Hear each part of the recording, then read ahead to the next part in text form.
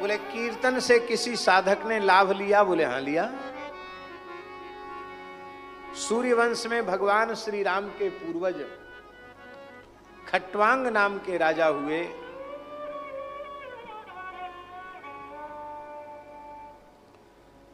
देवराज इंद्र की देवासुर संग्राम में सहायता करने गए थे और 1000 वर्ष तक असुरों से युद्ध लड़ा उन्होंने, 1000 वर्ष तक। और उनके बाहुबल से असुर परास्त हुए, देवताओं की विजय हुई। इंद्र ने कहा महाराज हम बड़े प्रसन्न हैं, वरदान मांग लो। बोले हमारा बाहुबल का आश्रय पाकर के तो आपको विजय मिली है, हमें आपसे कुछ नहीं चाहिए। हाँ आप देवता हैं, भूत भविष्य जान सकते हैं, तो हमारे बारे में यह बताइए कि हमारी कितनी आयु शेष है, हम कितने और जिएंगे। इंद्र ने कहा धरती पर पहुंचने के बाद 48 मिनट से अधिक आप जीवित नहीं रहेंगे। कितने? 2 घड़ी, 24 मिनट की एक घड़ी होती है, 2 घड़ी माने केवल 48 मिनट जीवित रहेंगे। और जब तक स्वर्ग में है तब तक यहां मृत्यु का प्रभाव नहीं हो, इसलिए कुछ दिन यहीं विश्राम कर लें। वो नहीं विश्राम उन्होंने स्वीकार किया। बोले हमको 2 घड़ी के भीतर ही हमारी राजधानी अयोध्या में भेज दो। इंद्र ने व्यवस्था की, तत्काल भेज दिया। आपने अपने पुत्र खट्वांग को राजा बनाया, खट्वांग ने अपने पुत्र दीर्घबाहु को राजा बनाया और दीर्घबाहु को राजा बना करके वे सरयू जी के किनारे चले गए और वहीं कीर्तन करने लगे। कीर्तन करते करते सीधे साकेत चले गए, भगवत धाम चले गए। अब महाराज जी विचार करें, 2 घड़ी के भीतर आ भी गए और अपने पुत्र को राजा भी बना दिए और सरयू जी के किनारे चले गए, तो कितनी भी जल्दी की होगी तो भी 1 घड़ी से अधिक समय तो इसी व्यवहार में चला गया होगा। मुश्किल से 20-22 मिनट का समय उनके पास बचा होगा। उतने में ही कीर्तन करके उन्होंने अपना कल्याण कर लिया। हे राजन, तुम्हारे पास तो भगवान ने कृपा करके 7 दिन का समय दिया है, आप अपने मन में क्यों दुखी हो गए? कीर्तन की बहुत बड़ी महिमा है। मुहूर्तात सर्वमुत्सृज्य गतवा नभयम हरिम। 1 मुहूर्त माने 48 मिनट में ही कीर्तन करते करते भगवत धाम चले गए, अभय पद को प्राप्त कर लिया। इसलिए हे राजन, सबसे पहले साधक का कर्तव्य है कि वह मृत्यु के भय का त्याग कर दे, मृत्यु का भय न करे।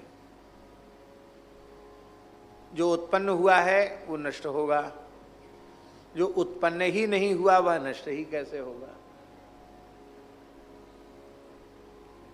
आत्मा उत्पन्न ही नहीं हुआ तो आत्मा नष्ट कैसे होगा? शरीर उत्पन्न हुआ, शरीर नष्ट हो जाएगा।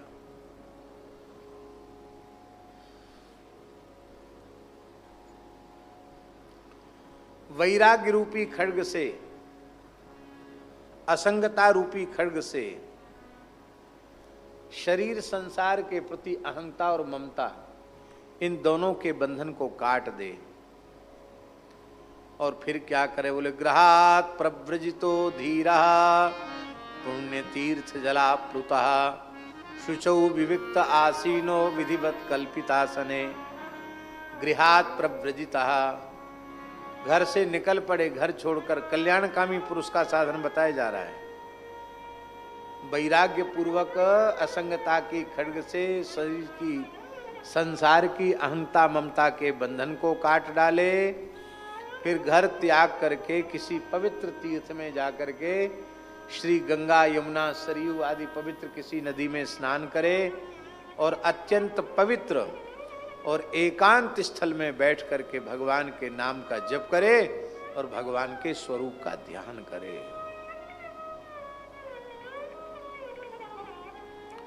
अब यहां एक प्रश्न हो सकता कि यहां इस अध्याय में सुखदेव जी ने सीधे ही घर छोड़ने की सलाह क्यों दे डाली?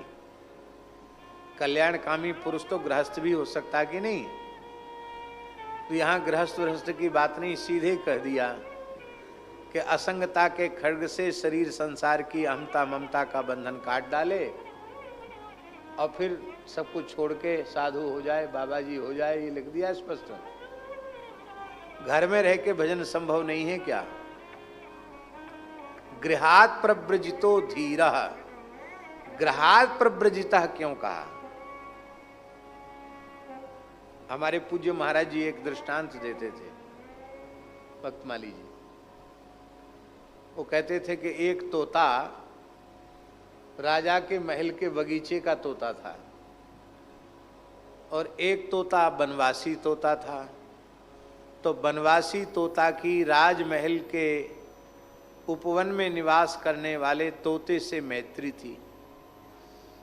ये राजमहल वाला तोता कभी कभी घूमने फिरने वहां जाता, अपने बनवासी तोते के साथ बातचीत करता, प्रसन्न होता, घूमता फिरता, सैर करता, फिर चला आता। वो आते आते आग्रह करता, क्या यहाँ रूखे सूखे जंगल में पड़े हो, वहाँ चलो, क्या बेला, चमेली, जूही, इनकी क्या सुगंध आ रही है, मोगरा की क्या दिव्य सुगंध आ रही है, हैं? सुगंधित पुष्प लगे हैं, लताएं खिली हैं, वृक्ष फलों से लदे हैं, क्या बगीचे की क्या सुरम्यता है, क्या कहना। वो कहता, नहीं भाई, हमारा तो जंगल ही ठीक है, अपने श्रम से जो कुछ मुझे गुजारा करने को मिल जाता उसी से मैं अपना उधर पूर्ति कर लेता हूँ, तुम ही वहाँ का आनंद लो, हमारी आवश्यकता नहीं।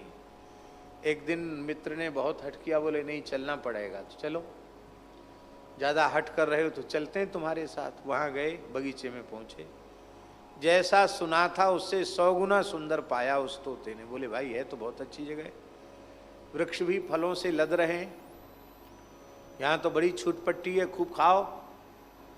तो जैसे ही चोंच रखने का विचार कर रहा था फल पर, उसी समय माली ने टीन बजाया, बिचक गया बेचारा पक्षी। फिर किसी दूसरे फल पर चोंच लगाने का विचार किया, फिर टीन बजा। तो जब जब टीन बजे वो बेचारा न खा पावे, डर के मारे उड़ जाए वहां से। तो उसके बगीचे वाले तोते ने कहा कि भाई देखो, तुम डरते क्यों हो, टीन बजती है, ये तो यहाँ का नियम है। माली हमेशा पक्षियों से बगीचे को बचाने के लिए टीन बजाता है, और हमको पता है ये तो बजता ही है, तो बाजा भी बजता रहता, टीन भी बजता रहता, हम खाते रहते हैं। तो उस बनवासी तोते ने कहा, खटपट में स्वाद तुम ले सकते हो, हमारा तो जंगल ही ठीक है, जहाँ हम जो कुछ रूखा सूखा स्वाद लेते हैं बेखटका लेते हैं, कोई खटका नहीं है। तो महाराज जी कहते थे, घर में भजन तो संभव है, पर घर में टीन बजते रहते हैं, खटका है वहाँ, कभी घरवाली का खटका, कभी पड़ोसी का खटका, कभी भाई का खटका, किसी न किसी का खटका घर में लगा हुआ है। किंतु वन में रह करके भजन करना, वो बेखटके भजन करना है, हैं? इसलिए बेखटके भजन करना चाहिए।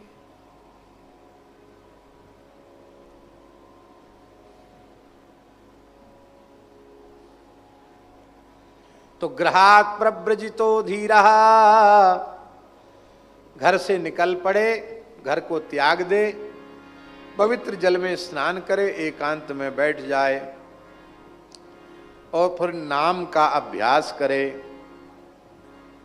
भगवान नाम का श्वास प्रश्वास के क्रम से जप करे और अपने चित्त वृत्ति को स्थिर करके भगवान के श्री चरण से लेके मुखारविंद तक और मुखारविंद से लेके चरणों तक भगवान का ध्यान करें। पदम तत्परमं विष्णोर्मनो यत्र प्रसीदति। फिर भगवान में अपने चित्त का इस प्रकार से विलय कर दे कि फिर न शरीर का चिंतन बने न संसार का चिंतन बने।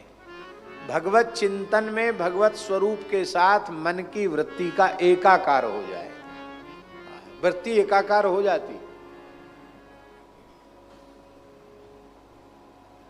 वृत्ति कैसे एकाकार होती है, हमारे महाराज जी सुनाते थे कि एक महान सिद्ध योगी संत थे, अवधूत महात्मा थे।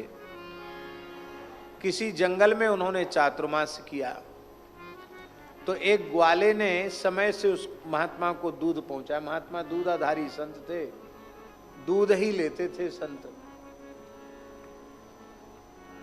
तो 4 महीने तक बाबा संत की दूध की सेवा की। महात्मा बोले पैसा तो हम छूते नहीं है, संग्रह परिग्रह रखते नहीं है। इस ग्वारिया की संतों के प्रति बड़ी श्रद्धा है। बिना जान पहचान के 4 महीना इसने धारोष्ण दूध पिलाया।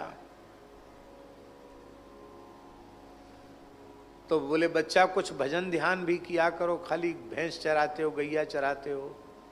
बोले बाबा भजन ध्यान की फुर्सत नहीं, मैं जानू नहीं, हम पशुपालक हैं और हमको और कुछ ज्यादा ज्ञान नहीं है। तो भाई हम तो कुछ न कुछ आपको देंगे, भगवान का ध्यान ही कर लिया करो थोड़ी देर। बोले जो चीज हमने देखी नहीं उसका हम ध्यान कैसे करें, हमने तो देखा नहीं भगवान को, तो हम ध्यान नहीं कर सकते। महात्मा के मन में आया कि इसको ध्यान करना तो सिखा देना चाहिए। बोले तुमको सबसे अधिक प्रिय क्या लगता है? तो वो बोला ये जो भैंस है ना काली काली, ये हमें सबसे ज्यादा प्रिय लगती है। इससे मैं बहुत प्रेम करता हूं भैंस से। कभी कभी जंगल में चलते चलते थक जाता हूं तो इसकी पीठ पर बैठ जाता हूं, आराम से हमको लेके वो सैर भी कराती है। तो बहुत सीधी भैंस है, खूब दूध देती है, हमारा बड़ा प्रेम है इससे। बोले तो ठीक, भैंस तो तुमने देखी है ना, ये झरना के जल में स्नान करके इस गुफा में जहां हम 4 महीना रहे हैं, इसी में बैठ करके चरण से सींग तक और सींग से खुर तक भैंसा का ही ध्यान किया करो, भैंस का ध्यान किया करो। और बाबा कोई मंत्र मंत्र कुछ नहीं बताया, बोले भैंस का ध्यान करो, बस मन की वृत्ति भैंस के स्वरूप के साथ एकीकृत कर दो। धीरे धीरे उसका ध्यान लगने लग गया। और महाराज जी इतना ध्यान लगा उसका, अब तो बस आंख मूंदे बैठा रहता, किसी से कुछ बोलता नहीं। तो समझ गए इसको समाधि लगने लग गई है। तो महाराज जी वो शीघ्राज धरण की जय कहता है।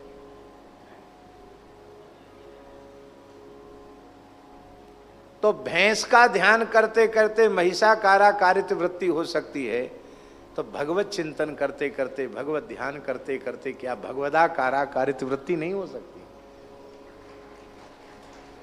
और इस भगवदाकाराकारित वृत्ति का ही नाम है कृष्णोहम पश्यत गतिम ललितामिति तन्मना। वहां गोपी थोड़ी कृष्ण है, पर श्री कृष्ण लीला का चिंतन करते करते गोपी इतनी तन्मय और तदाकार हो गई है, वो कहती कृष्णोहम, मैं कृष्ण हूं। ए तू कैसे कृष्ण है जाएगी? ले पश्यत गतिम, मेरी चाल ढाल तो देखो, मेरी चाल ढाल देख के तो विश्वास होगा कि मैं कृष्ण हूं।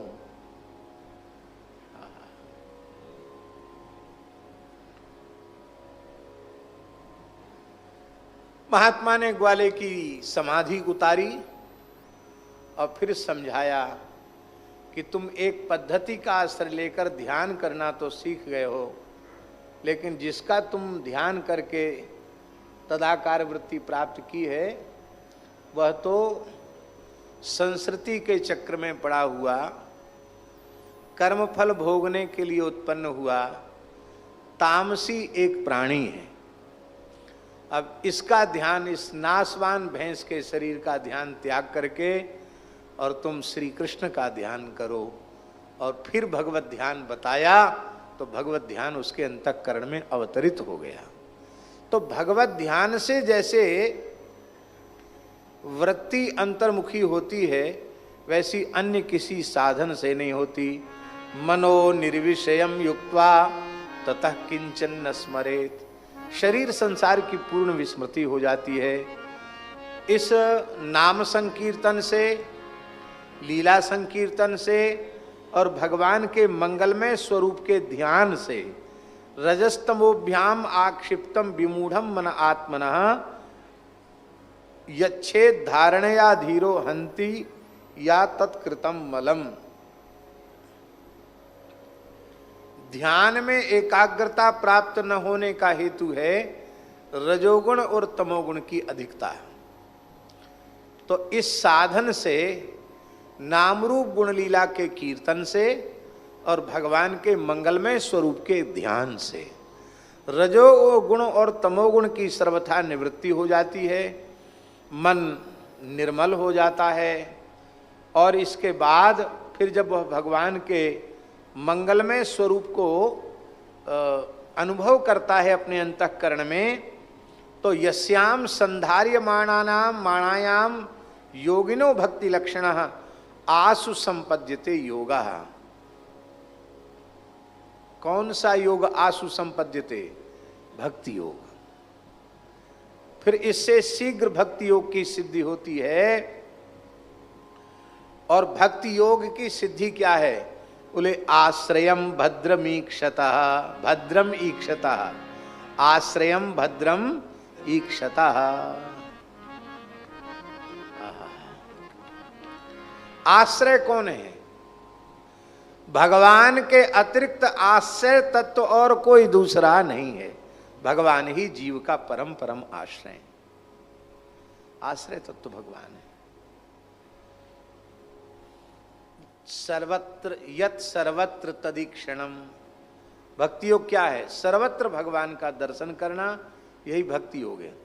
अध्यात्म रामायण का श्री हितम्बरीश जी एक बड़ा सुंदर श्लोक है, पूरा हमें स्मरण नहीं आ रहा है, उसकी एक पंक्ति। भगवान श्री राम स्वयं अपनी माताओं को उपदेश दे रहे हैं अध्यात्म रामायण में। तो कौशल्या जी को राम जी ने भक्ति योग का उपदेश किया। और उस प्रकरण में राम जी का वचन है, यावन्न पश्ये दखिलम मदात्मकम तावन मदाराधन तत्परो भवेत। भगवान श्री राम कह रहे हैं, हे माता, जब तक संपूर्ण जगत में मेरे स्वरूप का अनुभव न होने लग जाए तब तक तुम भक्ति योग के द्वारा मेरी उपासना करना। इसका मतलब है भक्ति योग की सिद्धि है कण कण में भगवान का दर्शन करना, यही भक्ति योग की सिद्धि।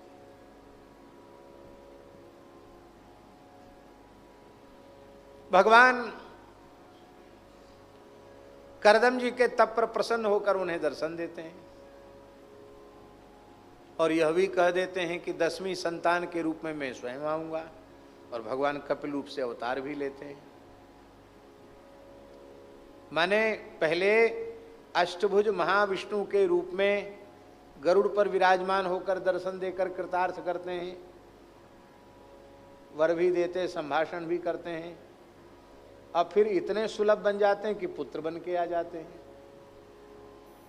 और पुत्र बन के आने के बाद फिर अपने पिता को सन्यास की आज्ञा देते हैं। गच्छ कामम मया पृष्ठो मयि संन्यस्त कर्मणा जित्वा सुदुर्जयम मृत्युम अमृतत्वाय माम भज। गच्छ, जाओ, गुरु पिताजी पधारो, अब सन्यास ले लो। आप मेरी आज्ञा है, अब आप सन्यास ग्रहण करें। तो सन्यास का स्वरूप क्या है? भगवान ने स्वयं निर्देशित किया सन्यास की परिभाषा, मयि संन्यस्त कर्मणा। मयि परमात्मनि श्री कृष्ण चंद्रे संन्यस्त कर्मणा। अपने संपूर्ण कर्मों का समर्पण मुझ परमात्मा के चरण कमलों में कर दो। इस सर्व कर्म समर्पण रूप सन्यास से क्या होगा? जित्वा सुदुर्जयम मृत्युम। अत्यंत सुदुर्जय जो मृत्यु हो उसको जीत लोगे। और जीतने के बाद फिर क्या करना है? मुक्त हो जाओगे फिर तो। बोले माम भज, माम एव भज, माने अनन्य भाव से मेरा भजन करो। अर्थात मेरी प्राप्ति के लिए मेरा भजन करो।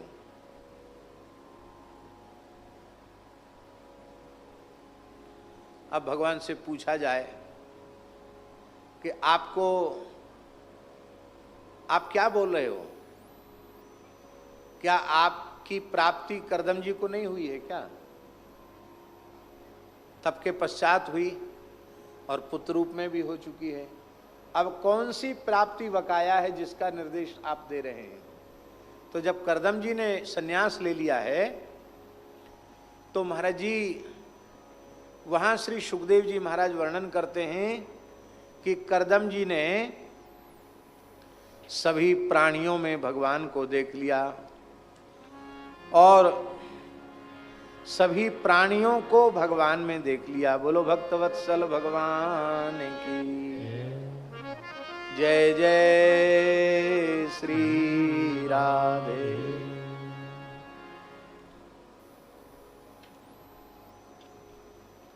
बहुत सुंदर भगवान का उपदेश है।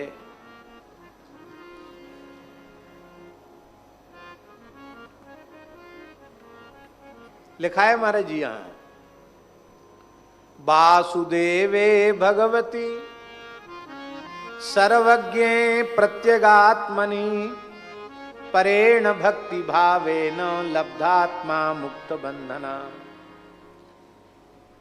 अब कैसी स्थिति हो गई उनके अंतःकरण की? बोले आत्मानम सर्वभूतेषु, आत्मानम माने अपने अंतर्यामी श्री कृष्ण को सभी प्राणियों के अंतर्यामी रूप में देख लिया। आत्मानम सर्वभूतेषु भगवंतम अवस्थितम, सभी प्राणियों के अंतर्यामी भगवान है, इस रूप में भगवान का सर्वत्र अनुभव कर लिया। और अपश्यत सर्वभूतानि भगवंतम भगवत्यपि चात्मनि, भगवती अपि सर्वभूतानि अपश्यत, वह परमात्मा हमसे दूर नहीं है। आत्मनि तिष्ठन, वो हमारे अंतर्यामी रूप से भगवान भीतर विराजे हैं और उन भगवान से पृथक न तो इस चेतन जीव का अस्तित्व है और ना ही इस अचेतन प्रकृति का अस्तित्व है। चेतन अचेतन ये दोनों उनके शरीर हैं और भगवान शरीर ही हैं। तो भगवान सब में है और सब भगवान में है, भगवान से भिन्न कुछ नहीं है।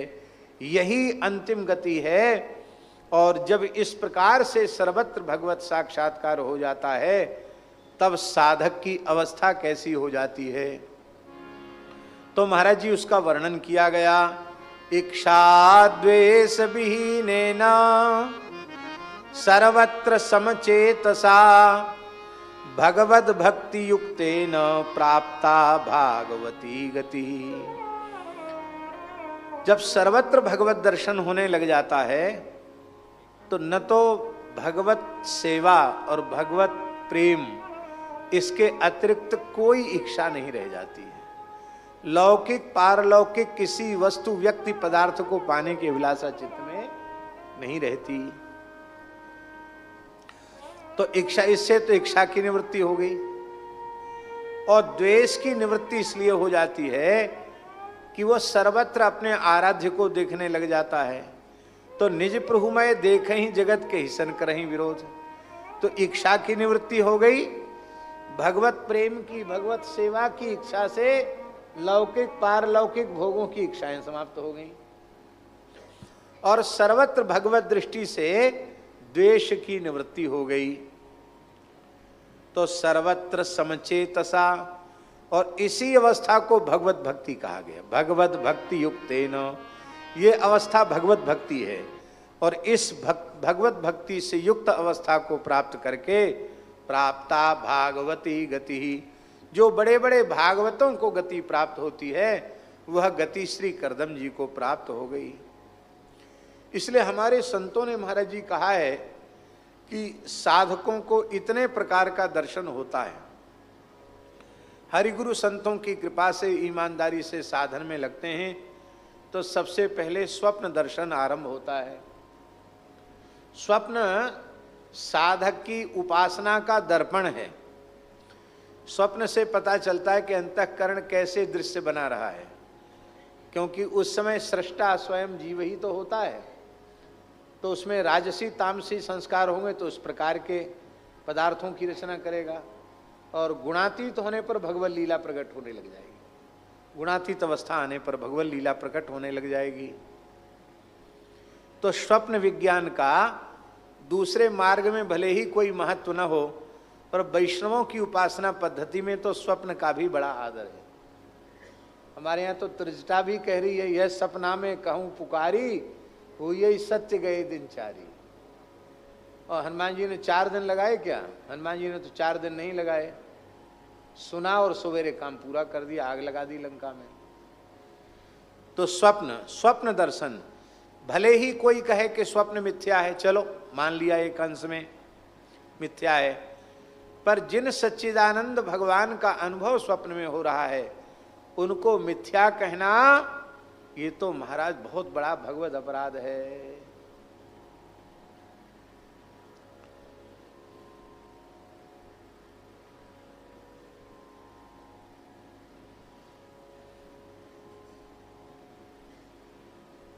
भागवत में कई स्थल ऐसे आए हैं जहां इस प्रकार की बात कही गई। भगवान के मंगलमय स्वरूप को सामान्य बुद्धि से देखना, विनाशित्व का अनुभव करना, ये बहुत बड़ा पाप है। वे नारकीय प्राणी हैं जो शुद्ध सच्चिदानंद भगवान को माइक कहते हैं, यहां तक भागवत जी में कहा गया है।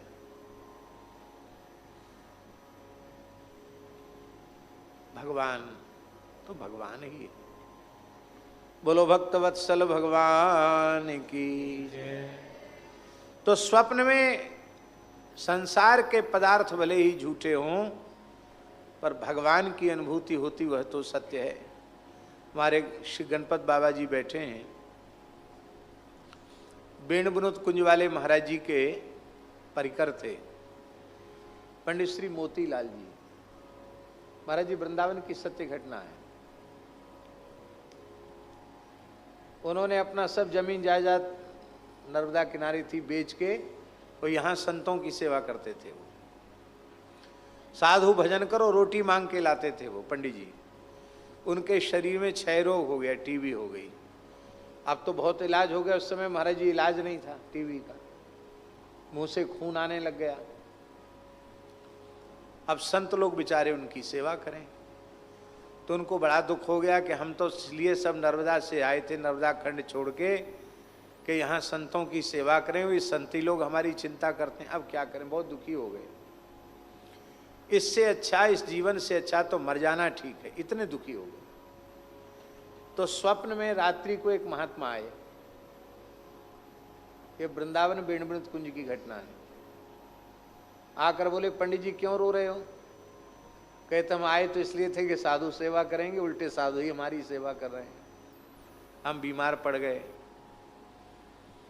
टीबी हो गई, डॉक्टर ऐसा कहते, क्षय रोग हो गया। तो महात्मा ने अपनी झोली में हाथ डाला सपने में, और एक पुड़िया निकाली, लाल कागज में पुड़िया बंद थी।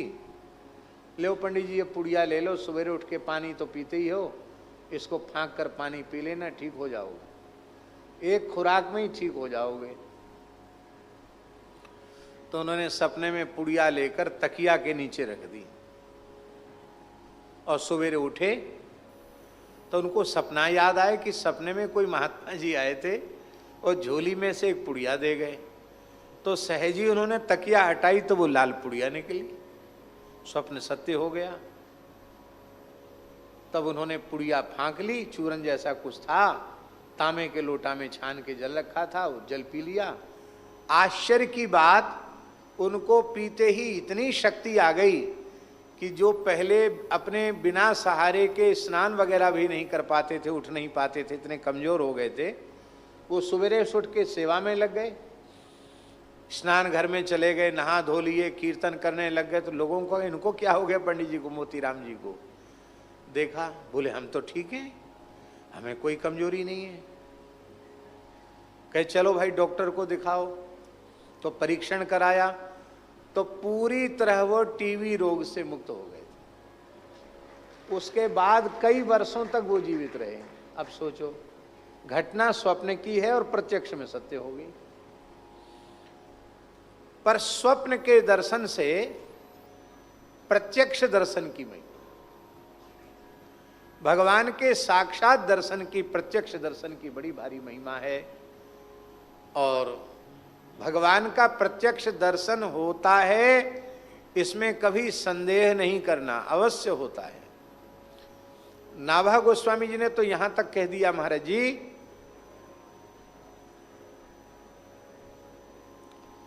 पुरुषोत्तम दास जी आप और आगे आ जाओ, हमारे पास आ जाए। आप लोग और आगे आ जाओ, थोड़ा थोड़ा आगे आ जाओ।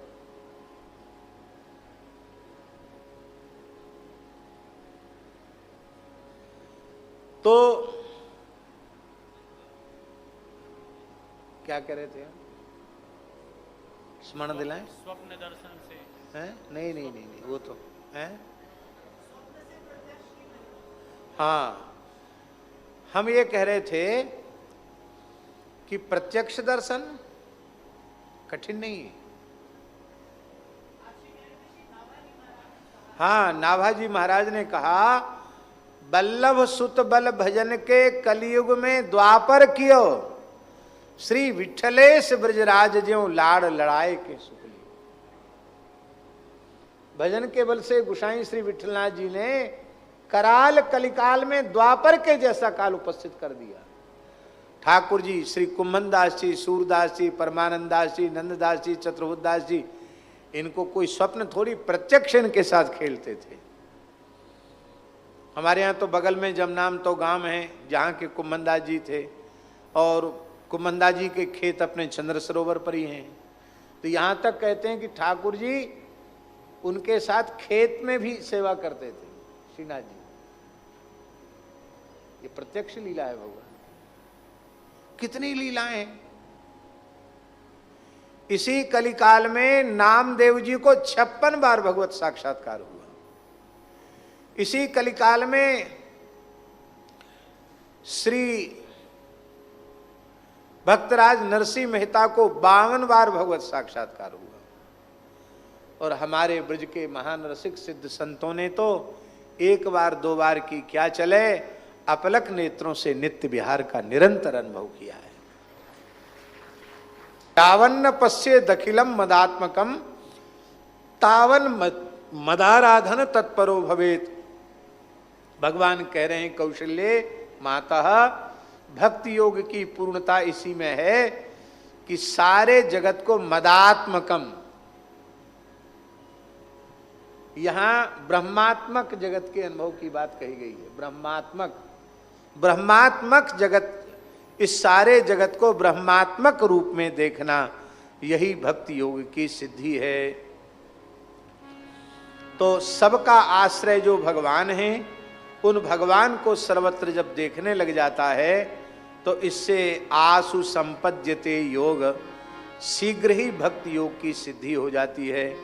और हे राजन, श्वास प्रश्वास को जीत ले, आसन को जीत ले, आसक्ति को जीत ले, और इस संपूर्ण विराट को भगवान का स्वरूप मान करके अपनी वृत्ति को वहां स्थिर कर दे। 2 प्रकार के ध्यान इसलिए सुखदेव जी ने यहां बताए। एक तो भगवान के चरण से लेकर मुखारविंद तक, मुखारविंद से लेकर चरण तक, फिर संपूर्ण विराट प्रकृति, स्थूल प्रकृति के रूप में भी परमात्मा ही है। इस प्रकार का ध्यान हमको लगता है इसलिए बताया कि कोई भी साधक सदा सर्वदा ध्यान की अवस्था में नहीं रह सकता।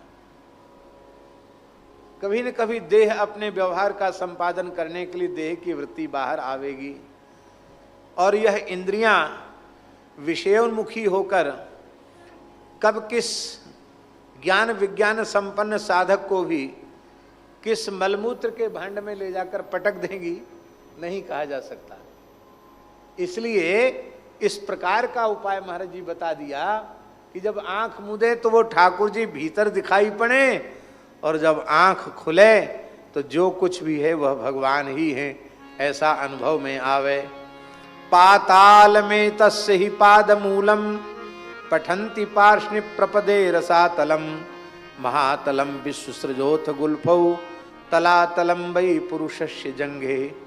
पाताल से लेकर ब्रह्मलोक पर्यंत भगवान के संपूर्ण श्रीअंग का वर्णन किया। पर्वत दिखाई पड़े तो भगवान के श्रीअंग की अस्थियां हैं, नदियां दिखाई पड़े तो भगवान के शरीर की नस नाड़ियां हैं, सूर्य का दर्शन हो तो ये भगवान के नेत्र हैं, चंद्रमा का दर्शन हो तो ये भगवान का आह्लादकारी मन है, इत्यादि प्रकार से संपूर्ण चराचर में भगवान का अनुभव कर लेना। और महाराज जी बड़ी सुंदर बात यहाँ कही है। कहते हैं कि वयांसि तद्व्याकरणं विचित्रम मनुर्मनीषा मनुजो निवासा। ये भगवान का विलक्षण रचना कौशल कितना अद्भुत है, कैसी अद्भुत चित्रकारी भगवान ने की है। बड़ी बड़ी कंपनियां कलर बनाती हैं, पेंट बनाती हैं और विज्ञापन करती हैं कि वो कभी कमजोर नहीं पड़ेगा चाहे जितनी वर्षा आवे धूप आवे, पर वे सारे विज्ञापन झूठे सिद्ध हो जाते हैं। पर भगवान ने तोता को कैसी हरितिमा दी, कितनी वर्षा बीत गई, कितनी गर्मी ठंडी निकल गई, पर उसकी हरितिमा एक जैसी। कौआ को कैसी काली माँ काले पेंट से पेंट चित्रित किया। मयूर के पंख की चित्रकारी तो क्या कहना, अद्भुत है। ये भगवान का विचित्र रचना कौशल है। और तो और वर्षा काल में तितलियां होती हैं, उन तितलियों के पंखों पर अलग अलग प्रकार की छींट, अलग अलग प्रकार की चित्रकारी। और हमने तो महाराज जी बाल्यकाल में अनुभव किया है, उन तितलियों को पकड़ लो तो उनके पंख पर जो कलर लगा है वो उंगली में लग जाता है, उसमें छाप पड़ जाती है फूलों की। तो गांव के तो छोटे बच्चे तितली के पंखे से अपने हाथ पर चित्रकारी बनाते, फिर छोड़ देते तितली को। इसका मतलब है कि ऐसे लगता है कि अभी अभी पेंट करके ठाकुर जी ने भेजा हो, अभी सूखा नहीं है, थोड़ा गीला है, तब तो चिपक गया हाथ में। लेकिन ऐसा तितली पर जो कलर है वह भी कितनी वर्षा हो जाती है, कितनी आंधी तूफान आती है, फिर भी उसकी चित्रकारी प्रभावित नहीं होती है। ऐसा विलक्षण रचना कौशल है भगवान का। और महाराज जी मनुर्मनीषा, भगवान मनु विराट पुरुष परमात्मा की जो मनीषा है, बुद्धि है, वो कौन है? श्री मनु जी महाराज। अब तो लोगों ने मनु जी को गाली देना अपना अधिकार समझ लिया। अब तो महाराज जी लोग खुल के कहने लग गए कि हम मनुवादी नहीं हैं। चलो ठीक है, आप मनुवादी नहीं हैं तो क्या है फिर? मनुवादी होने से मानव माने जाएंगे और दनुवादी होने से दानव माने जाएंगे। तो आप मानव नहीं हैं तो स्पष्ट है आप दानव हैं। मनु कोई सामान्य महापुरुष नहीं है, परमात्मा की बुद्धि का नाम है मनु। और कितनी सुंदर बात है, मनु जो निवासा। ये मनुष्य का जो शरीर है वो भगवान का वस्तुतः मंदिर है। भगवान ने अपने रहने के लिए इतना सुंदर मंदिर बनाया है। मनुर्मनीषा मनु जो निवासा। महाराज जी केवल इतना ही विश्वास हो जाए कि ये देह भगवान का स्थान है, भगवान का मंदिर है, तो जीवन में आहार विचार व्यवहार में शुचिता अपने आप आ जाएगी, अपने आप आ जाएगी। मंदिर में प्याज लहसुन घुसता है, अखाद्य अपेय मंदिर में जाता है। जब ये मंदिर है और भीतर श्री ठाकुर जी बैठे हैं तो जो चीज़ नहीं खानी चाहिए वो अपने आप भीतर नहीं जाएगी, जो नहीं पीनी चाहिए वो भीतर नहीं जाएगी। आहार विहार और विचार, इन तीनों में शुचिता आ जाएगी। फिर उग्रवाद आतंकवाद रहेगा, फिर कोई मनुष्य किसी मनुष्य की नृशंस हत्या करेगा, ये समझ में आ जाए। मनुजो निवासा, भगवान का निवास स्थान ये मनुष्य का शरीर है। बोलो भक्तवत्सल भगवान की जय। कहते इस प्रकार से जब सर्वत्र भगवान का अनुभव करने लग जाता है तो फिर इसका अधःपतन कभी नहीं होता। नान्यत्र सज्जेत यत आत्मपाता। भगवान से भिन्न दृष्टि रखने पर ही पतन का भय होता है। भगवान से भिन्न कुछ है ही नहीं, ऐसी दृष्टि रखने के बाद फिर पतन का भय नहीं रह जाता है। बोलो भक्तवत्सल भगवान की जय। स्थूल और सूक्ष्म स्वरूपों की धारणा, क्रम मुक्ति और सद्यः मुक्ति का वर्णन किया है। आज महापुरुषों का आशीर्वाद भी होना है, इसलिए हम जल्दी ही इस प्रकरण को समेट रहे हैं। पिबन्ति ये भगवत आत्मनः सताम कथामृतम श्रवण पुटे सुसंभृतम पुनन्ति ते विषय विदूषिताशयम् ब्रजन्ति तच्चरण सरोरुहान्तिकम्। भगवत साक्षात्कार के जो साधन हैं, उन साधनों का यदि प्रथम स्कंध से लेके 12वें स्कंध तक संकलन किया जाए तो समस्त साधन मात्र की एक वाक्यता हो जाएगी। अभी देखो प्रथम स्कंध में कुंती जी ने क्या कहा था? क्या कहा था कुंती जी ने, याद है? शृण्वन्ति गायन्ति गृणन्त्य भीक्ष्णसः स्मरन्ति नन्दन्ति तवेहितं जनाः त एव पश्यन्त्यचिरेण तावकं भवप्रवाहो परमं पदाम्बुजम्। जो आपकी मंगलमयी कथाओं को सुनते हैं, श्रुत्वा च गायन्ति, सुनकर के फिर उन्हीं का कीर्तन करते हैं और उन्हीं का स्मरण करते हैं, आनंदित होते रहते हैं। कहते ऐसे जो भाग्यशाली भक्त हैं, ब्रजन्ति तच्चरण सरोरुहान्तिकम। इसके दो भाव हैं, एक तो वे लोग भगवान के चरणों के निकट तक पहुंच जाते हैं, एक भाव तो स्पष्ट ही है। दूसरा तच्चरण एव तदंतिकम ब्रजंती, उनको चल के नहीं जाना पड़ता है, ऐसे प्रेमी भक्तों के निकट चलकर स्वयं भगवान आ जाते हैं। अब यहां फिर वही बात, द्वितीय स्कंद के द्वितीय अध्याय के अंतिम श्लोक में पिबन्ति ये भगवत आत्मनस्सताम कथामृतम श्रवण पुटेषु संभृतम। जो सत्पुरुषों के मुख से निश्रित भगवान के चरित्र सुधा को अपने इन कानों के पुटकों में दोनों में भर भर कर पीते हैं, वो विषय से विदूषित चित्त को पवित्र कर लेते हैं और ब्रजंति तच्चरण सरोरुहान्तिकम, वो भगवान के चरणों के निकट पहुंच जाते हैं अथवा भगवान के चरण ही उनके निकट चलकर आ जाते हैं। ऐसी कृपा उन जीवों के ऊपर हो जाती है।